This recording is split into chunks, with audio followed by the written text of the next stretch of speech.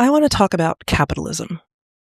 I'm not an economist, but I don't want to talk about capitalism the way an economist would.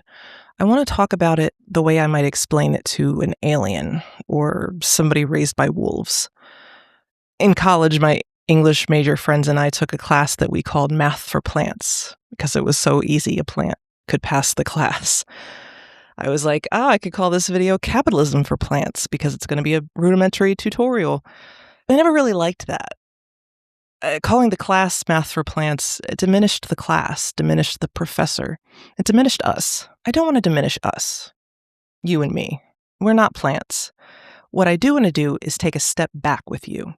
I'm an American, and if you are also an American, or someone living in a similarly situated capitalistic country, capitalism is the water that we're swimming in. It is so ubiquitous, so embedded in our jobs, our culture, our media, our interpersonal relationships. We can forget to question the things that need questioning. We can forget to challenge the assumptions that we're making every day. But what I want to do is explain capitalism in such a basic way that it becomes impossible for anyone, no matter their ideological stripes, to deny how fundamentally flawed it is and how fundamentally screwed we are if we don't all make major changes to our assumptions, our expectations, and our actions. I also hope that you will stick around to the end of the video, where I'm going to share some of my ideas for solutions. I can't even say that with a straight face. I don't have solutions at the end of this video. Capitalism is the monster at the end of this video. Capitalism doesn't have solutions. It can't be fixed because it's not broken. It's working exactly the way it's intended to. And that's the problem. So, fellow non-plants, aliens, people raised by wolves, I hope that you will join me taking a step back and looking at capitalism through the eyes of someone who is learning about it for the first time.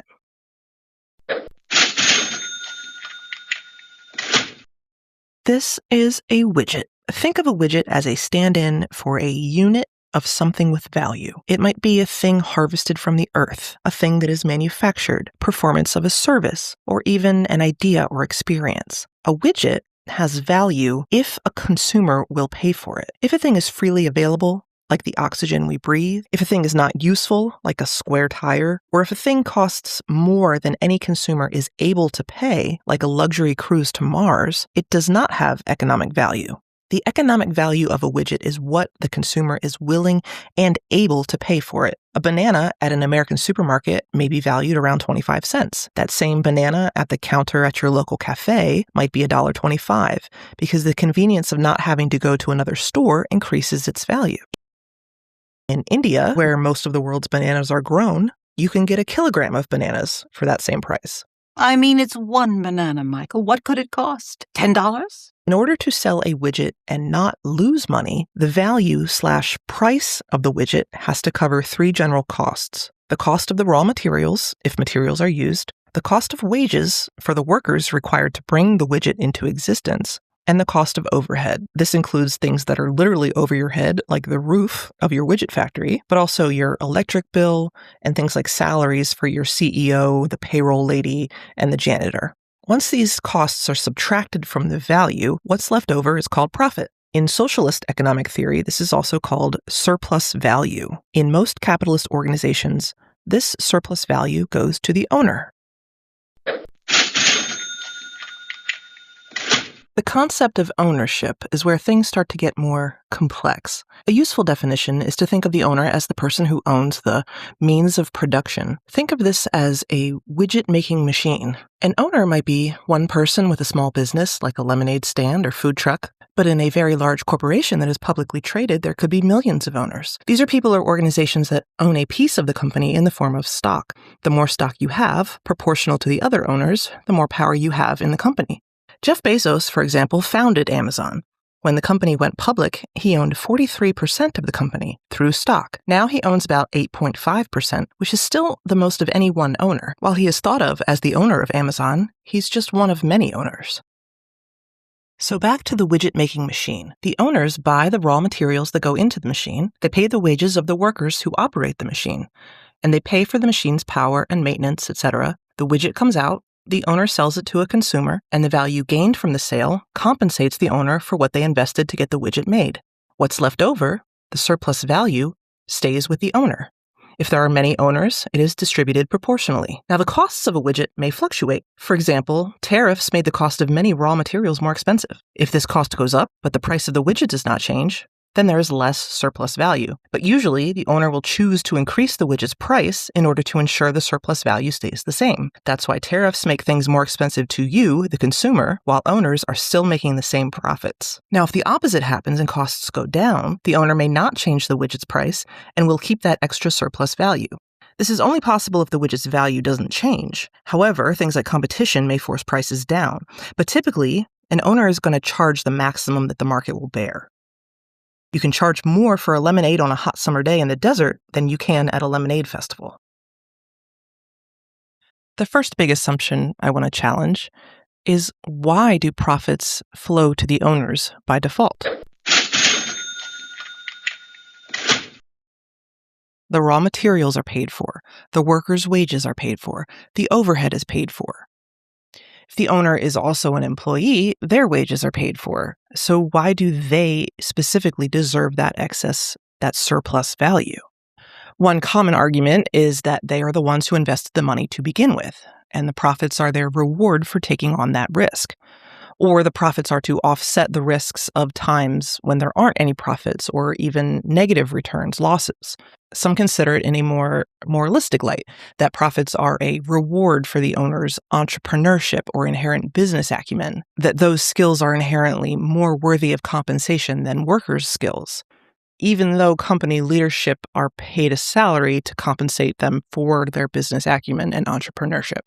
And finally, there's the argument that the widget worker would not have a job if not for the owner providing them with access to the widget-making machine. I'll get back to that. But all of these arguments start to fall apart under examination. Good example is where the raw materials are natural resources from the earth, which, it can be argued, should belong to no one or everyone. Should someone make a profit from bottling water simply because they saw someone else bottling water and bought themselves a water bottling machine? Or where no raw materials are required at all, and it is human services that are being commodified? They say that the widget worker wouldn't have a job if not for the owner. But the owner of the widget-making machine could not make widgets without the widget workers to operate the machine. Likewise, owners get credit for the risk they take by investing capital, but workers also take a risk by investing their time into a particular employer or career path. They may take on debt for a specific field of study or relocate to a new city for a career opportunity. It's an even riskier proposition these days, when pensions and employer-employee loyalty are quaint relics of a bygone era. Impossibly fast technological changes further erode career stability in many fields. Simply choosing an industry is risky, let alone selecting a particular employer, if you can even afford to be picky. Right now, 1 in 4 unemployed American workers have been looking for work for over 6 months, past the typical cutoff for unemployment benefits. By many measures, being a worker is far riskier than being an owner. So don't the widget workers have just as much right to that surplus value that came from their work? Some owners share their profits with the workers in the form of stock options, profit sharing, bonuses, etc. But this is typically seen as an act of benevolence or a smart reinvestment in the workforce, in the business. But if and when profits are distributed to the workers, it's not because we treat it as them having an inherent right to those profits. It's about power, and about the structures of capitalism that are designed to contain and concentrate power, because power in capitalism is an artificial construct.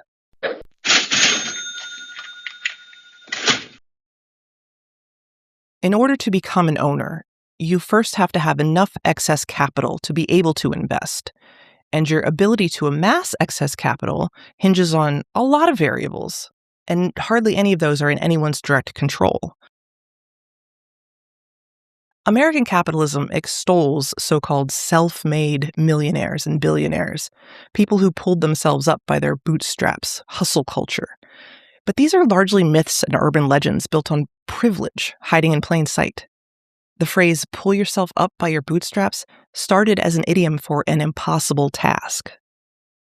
A person's ability to become an owner, whether that means starting their own business, or simply investing a small amount of money in stock, is contingent upon them having excess capital. It means having money left over after all the bills are paid. And that is a laughable concept to a significant swath of the country.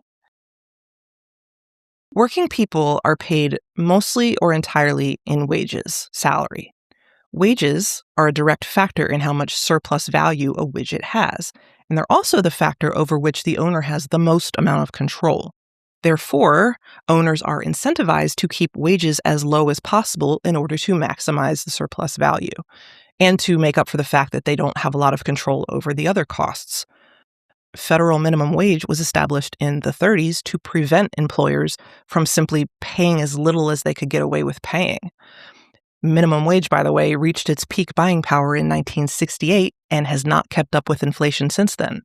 It has not even been raised in 17 years.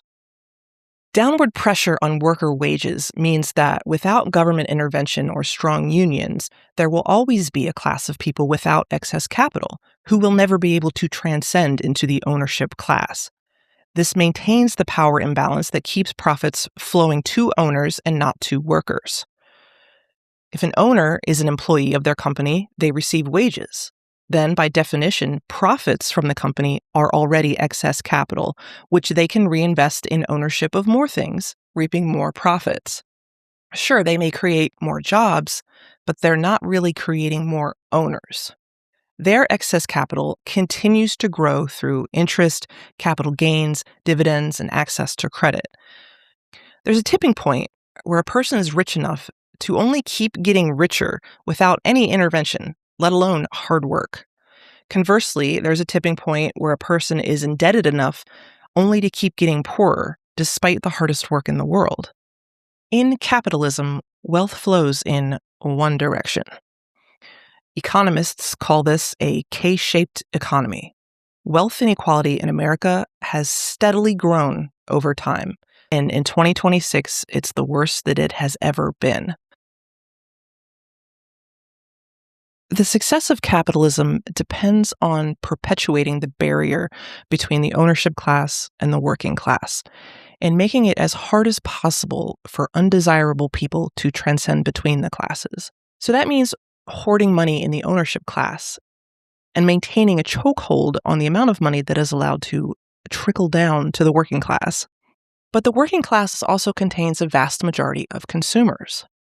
They consume more and different things than is consumed by the luxury billionaire class. The owners are keeping workers' wages down. They offer credit, but they make it expensive. They slash their workforces, but keep prices the same. They charge you subscriptions for things rather than selling you things, so you can never actually own anything. They own everything and just rent it back to you. But we've already talked about how so many workers don't have excess capital. They don't have anything left over after they've paid their bills. But what happens when the workers don't have enough even to pay their bills, let alone buy the widgets? What happens when all the money is up here with no way to get back down here? This is what I mean about capitalism being unsustainable.